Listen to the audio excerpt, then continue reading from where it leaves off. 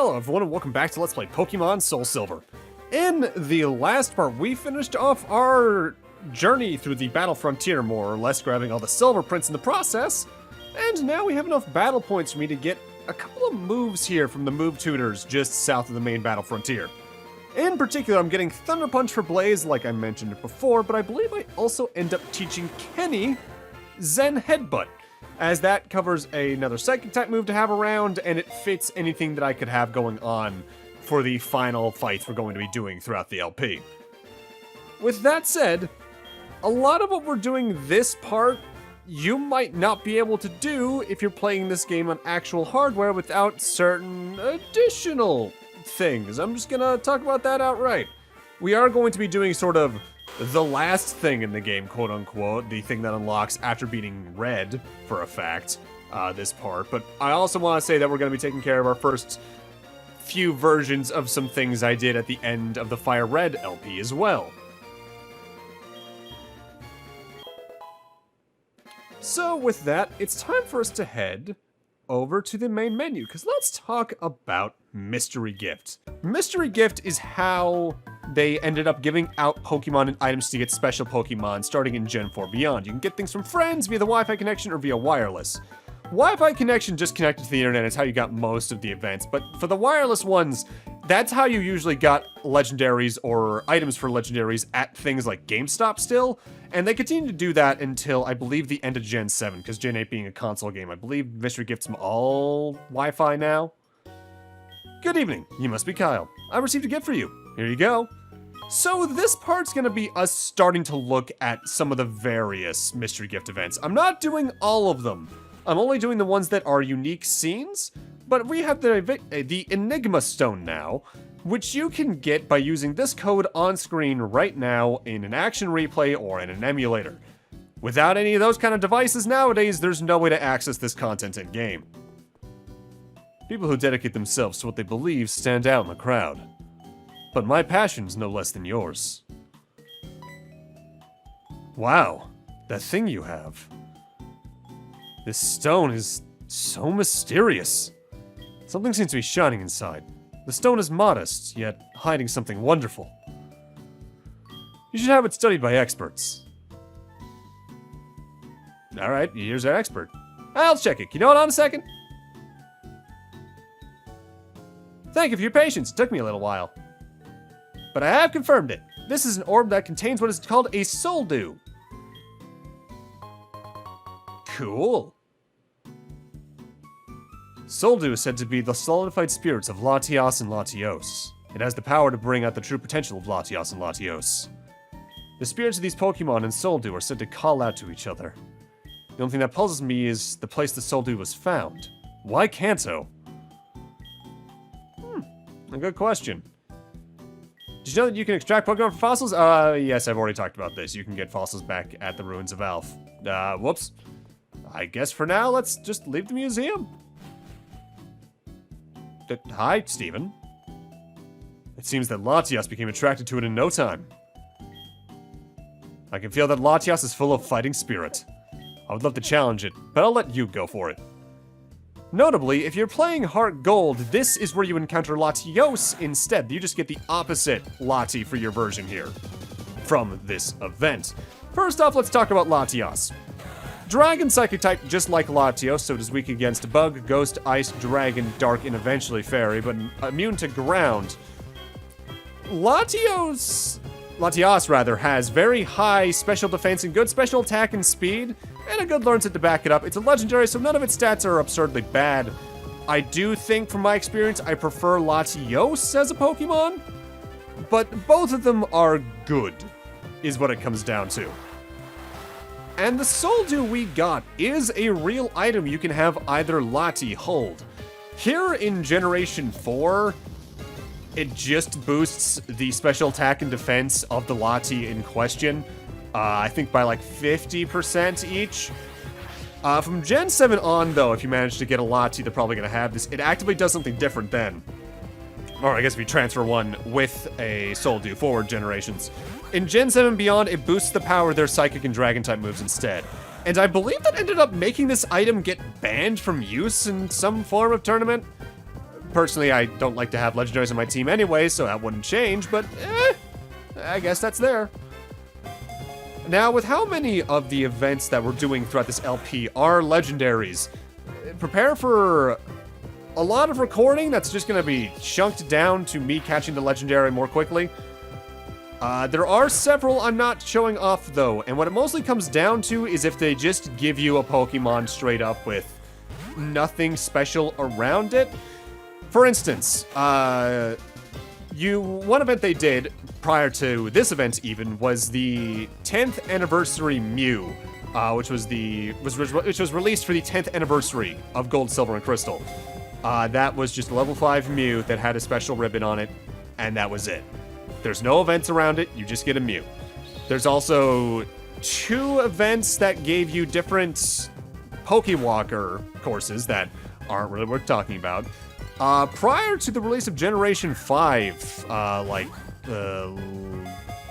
mid-June-ish of 2010 from memory, from what I remember researching, there was a Wi-Fi event to get a Scizor. That was level 50, and it had a special ribbon on it and some good learn set, but it wasn't, like, super special. What was super special, one we're not doing, is another legendary one for a Jirachi. Jirachi being sort of the Mew of Generation 3. That was available from the 26th of June 2010 to the 16th of July. You also could get Ash's Pikachu just straight up from another one around the same time. It got all the moves that Ash's Pikachu had at that point, had a Light Ball, so it was a pretty good one. There was also a Manaphy event, and I'll go over Manaphy in more detail when I eventually get to main Gen 4, because my goal before I do main Gen 4 is to do Pokemon Ranger 1 first as well, so I can do that event the way it's supposed to be, quote-unquote. For now, let's just finish catching ourselves a Latias and then move on to our next topic.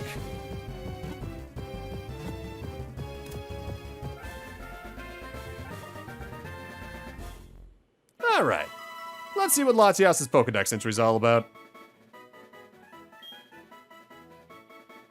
Latias, the Eon Pokemon. It communicates using telepathy. Its body is covered in down that refracts light to make it invisible.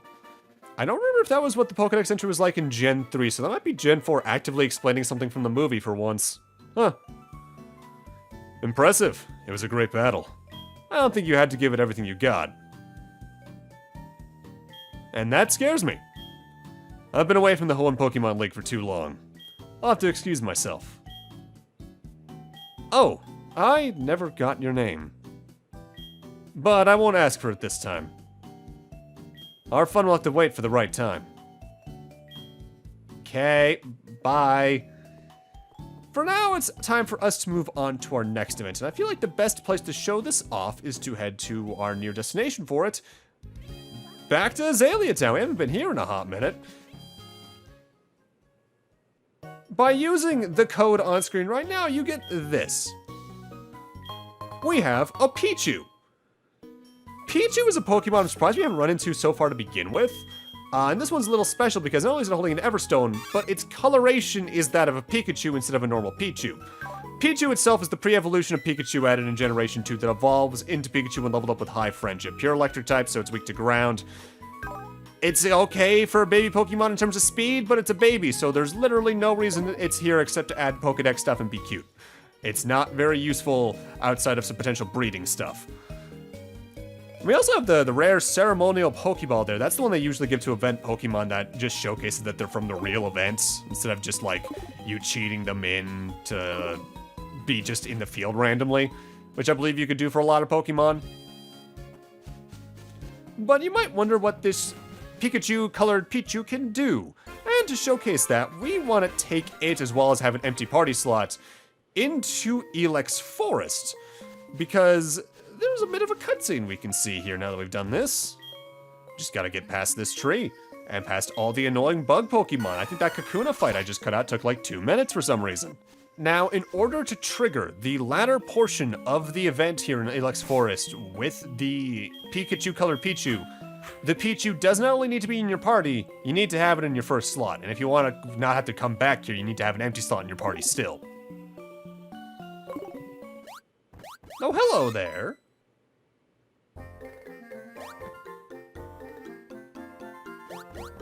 It's a Pichu. One of its ears is spiky.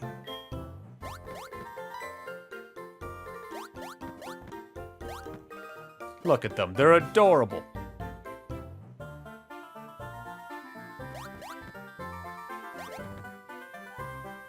Hello, old man. You're walking rather slowly. Hey, you should not tamper with that shrine. People are said to disappear. Weird, wonder why. Kids and Pokemon sometimes disappear around this shrine. It's believed that a Pokemon which wanders across time does that. It is truly a strange thing. Well, well, this must be the Pichu that's lived in this forest for some time. When I saw it the first time, it looked lonely. It's full of energy today. I see. It seems that these old friends finally meet again after a long time.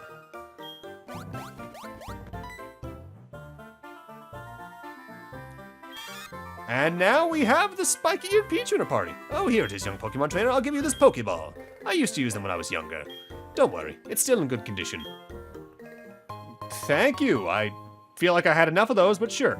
Seems that spiky-eared Pichu wants to stay in your Pokeball. Alright, now I got the spiky-eared Pichu, which is a bit of a unique one to begin with.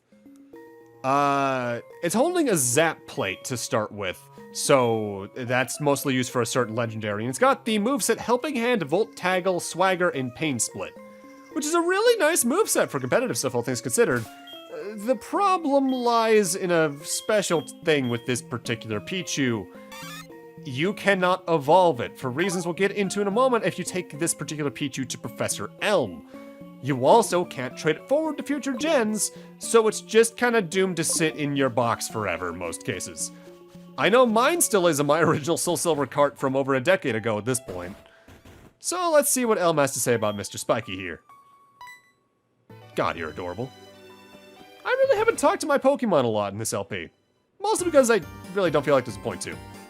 Kyle, guess what? The person who took the professor's Pokemon has come back to return it. That's the last thing I expected. Guess what Professor Elm said to him? Seems your Pokemon already likes you so much. For a Pokemon, the best happiness is to be with someone it loves. I think it should stay with you. Isn't it moving? It made me cry. Silver having a moment? Damn. Hi, Kyle. That's quite a rare Pichu. Can I take a look at it closely? Huh, one of the ears is spiky.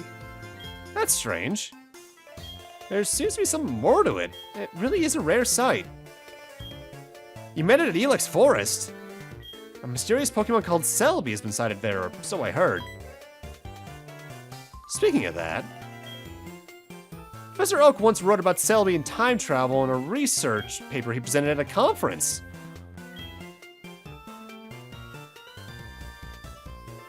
Celebi can use its mystic power called time travel to travel to the past and future. No! If this Pichu has traveled through time, perhaps you should take extra care of it, Kyle. It seems that this Pichu has been affected by traveling so far through time with Celebi. I'll inform the Pokemon Center about it. The lady at the reception should be able to tell you if anything may affect that Pichu. So that's them saying, yeah, this Pichu is special and it really can't do much. For now, it's time for us to take care of our next order of business, and for this we want to head back to Cianwood City and head towards the Safari Zone. Oh, hey, Chuck. Hey, Kyle, good to see you again. But I never expected to see you around here. Could it be that you're on your way to the Embedded Tower? The Embedded Tower is a huge tower piercing the sky. It's said to have something to do with the mythical Pokemon that stretched the seas and that Pokemon that widened the lands. But the tower no longer is standing. The way to the Embedded Tower is harder than you can imagine. You need to use rock climb as well as surf. I see. So you defeated all the gym leaders in Kanto as well. Then there's nothing to worry about. Believe in yourself and walk your path. Yeah.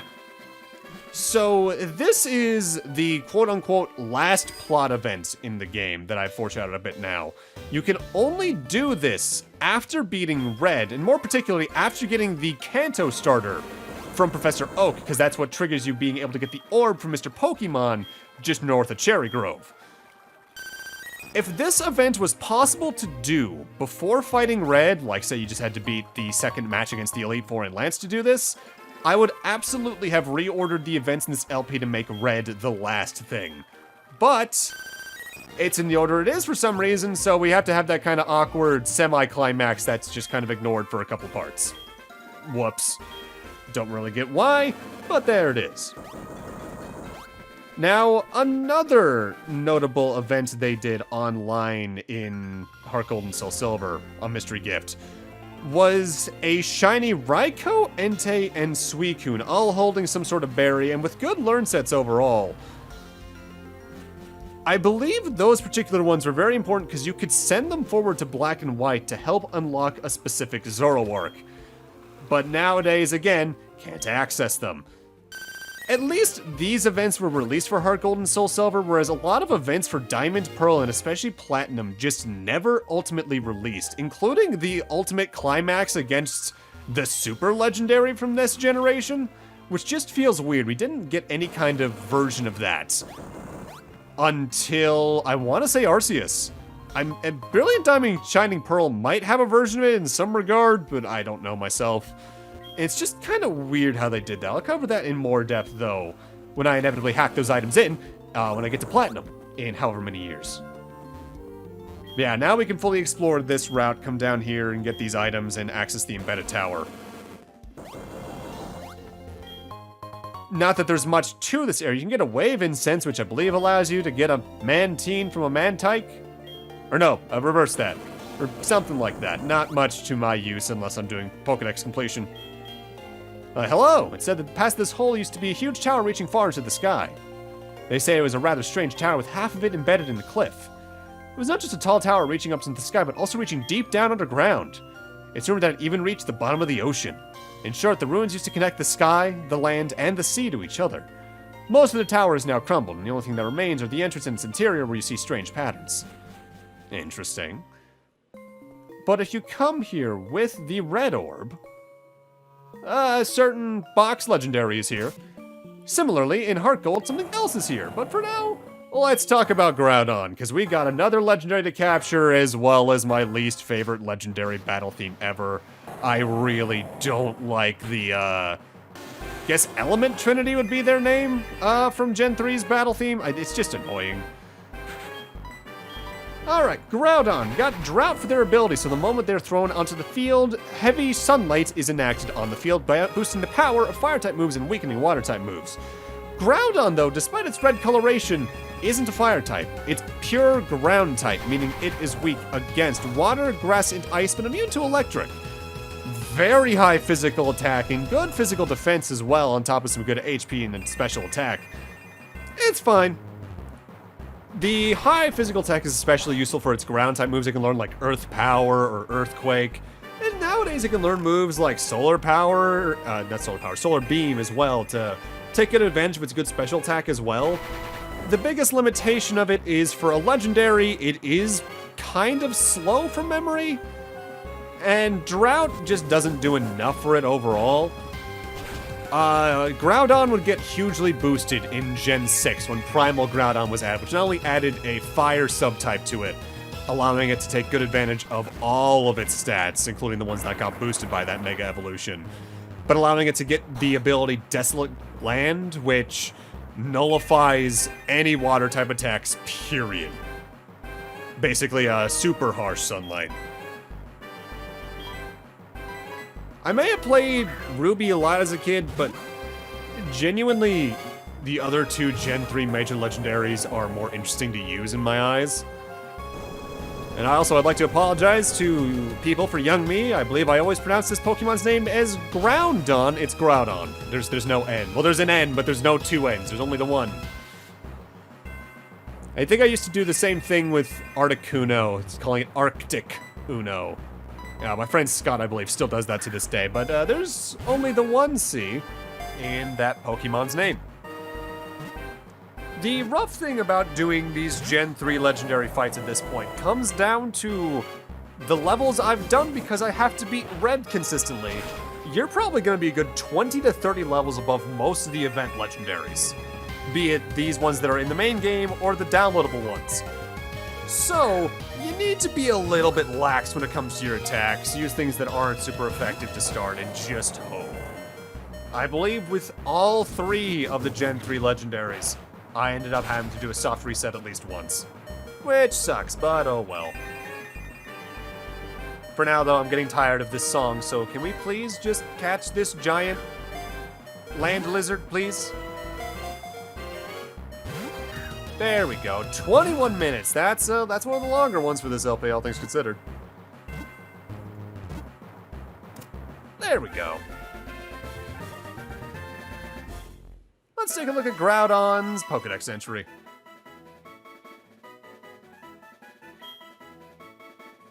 Groudon, the continent Pokemon. Said to expand the land by evaporating water with raging heat. It battled titanically with Kyogre. But it's not a fire type, so what's the raging heat from? Is it just that angry? Damn, man.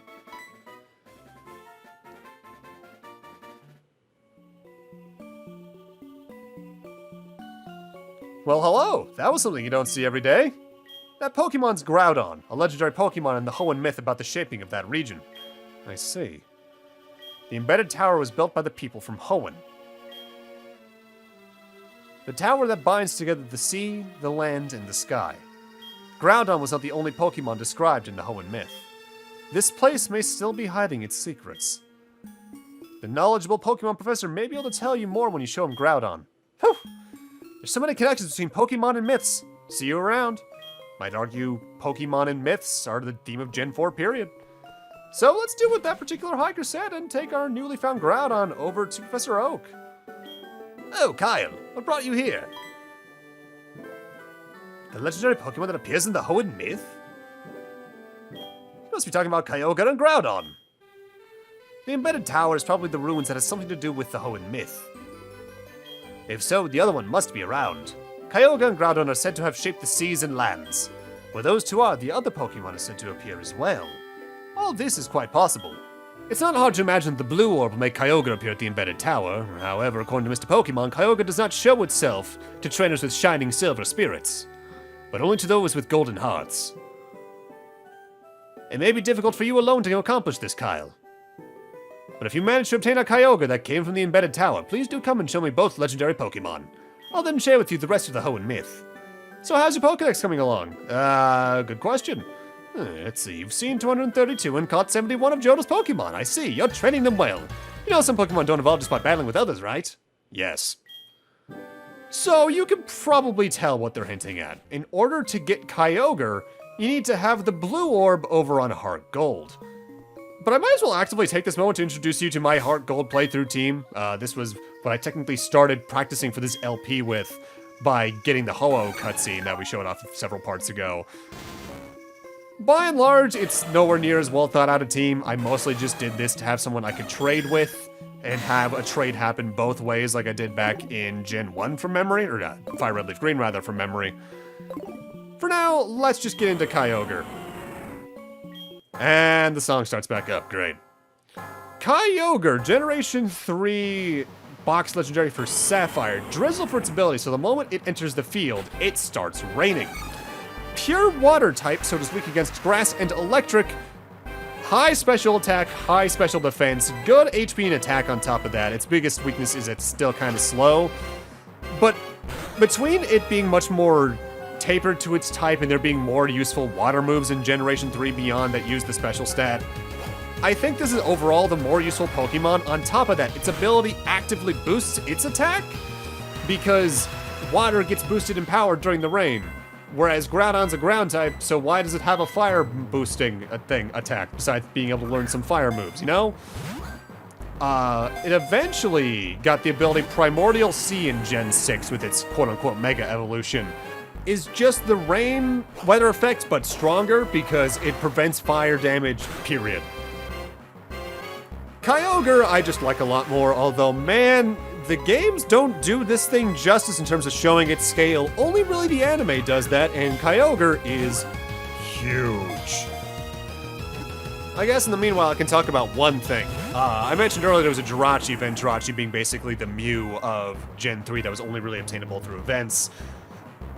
Since I'm not getting it, Jirachi is a Steel Psychic type, so it is weak against Ground, Ghost, Fire, Dark, and immune to Poison.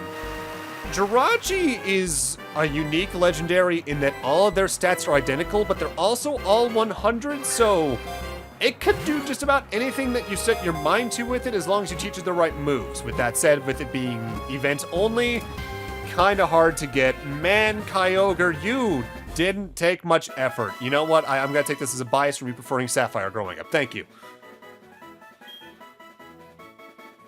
Kyogre, the sea basin Pokemon. A mythical Pokemon said to have swelled the seas with rain and tidal waves. It battled with Groudon. Cool. So now at this point, I need to trade Kyogre over to SoulSilver. I'm doing that the same way I traded Sharp for Mortis several parts ago at the start of Kanto, basically, to turn Mortis into a Gengar and Sharp into a Scizor. I'm not showcasing this, again. I'm just going to tell you I'm doing it straight up just to save on some time for this video. Because if you take the Kyogre over to Professor Oak, he just says the exact same dialogue, but swaps Red Orb for Blue Orb, and the golden hearts for the shining silver spirits, all that stuff. So at this point, I have both the Kyogre and the Groudon in my team in SoulSilver. And taking both of them to Professor Oak causes this to happen. You did it, Kyle. You caught both Kyogre and Groudon. Okay. I would like to entrust this to you. And we get the Jade Orb. Guess what that does? You're right. It resembles the orb you received from Mr. Pokemon, doesn't it? It's called the Jade Orb. It has something to do with Rayquaza. Legend has it that the battle between Groudon and Kyogre shaped the lands and seas of Hoenn. Volcanic eruptions and giant waves are said to have completely changed the shape of the land there. But then Rayquaza came down to halt the battle. It is a Pokemon that rules the skies. If the embedded tower is related to Kyogre and Groudon, then going there with that Jade Orb will surely make something happen. Cool. So if you can't tell at this point, if you get both legendaries and get that Jade Orb, if you come over back to the embedded tower, not only is the pattern a little different, but our big friend in green is here instead. Cool. So let's catch our, what is this, fourth legendary this part?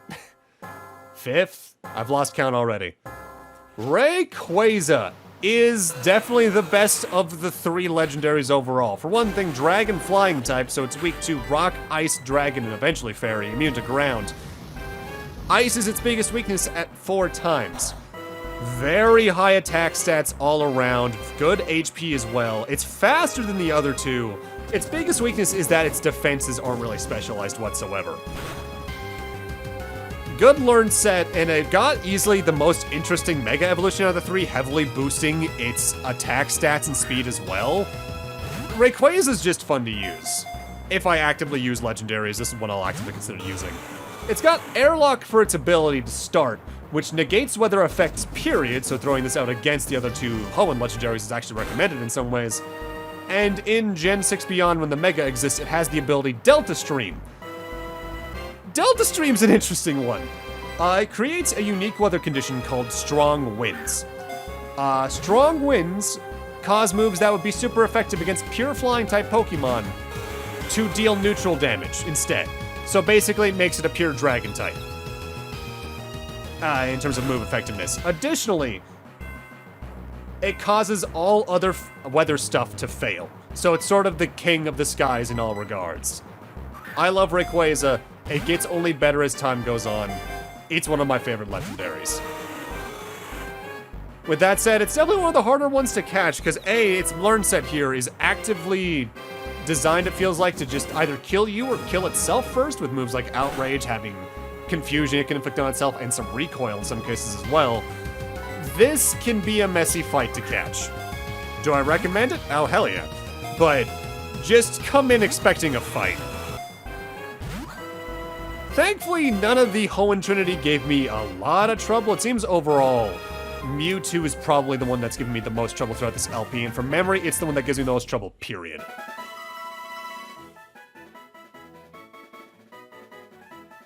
Let's take a look at their Pokedex entry now.